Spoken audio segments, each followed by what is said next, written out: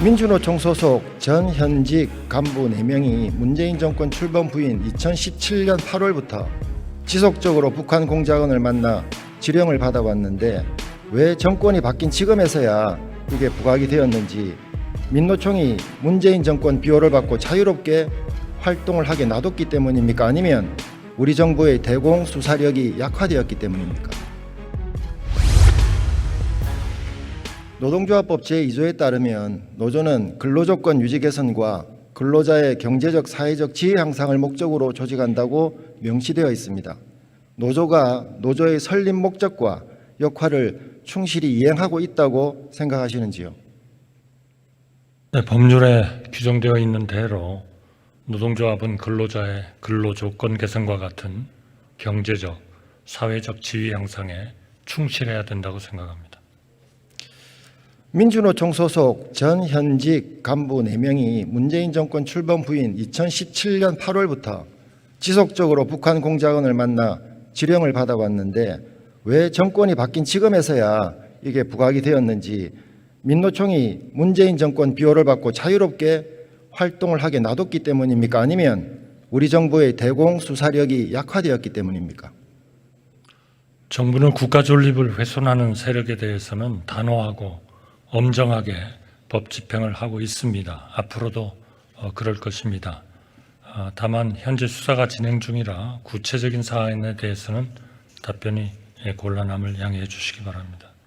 노조가 조합원의 권리 신장보다는 국가 전복을 꿈꿔온 건데 이는 명백한 반국가적 행위 아닙니까, 총리님?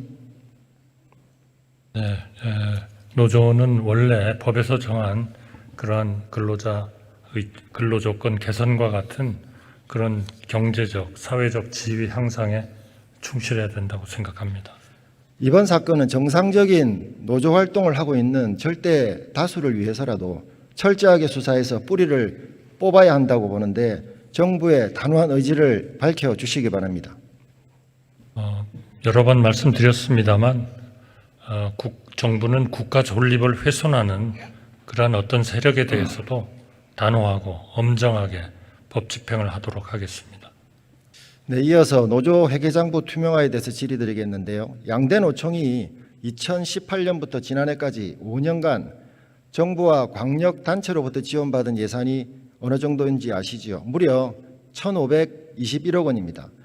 기초단체 범위까지 넓힌다면 훨씬 더 많은 예산이 지원됐을 텐데 막대한 예산과 지원금을 어디에 얼마를 어떻게 썼는지도 모른다는 건 큰 문제 아니겠습니까? 어떻게 생각하십니까, 총리님?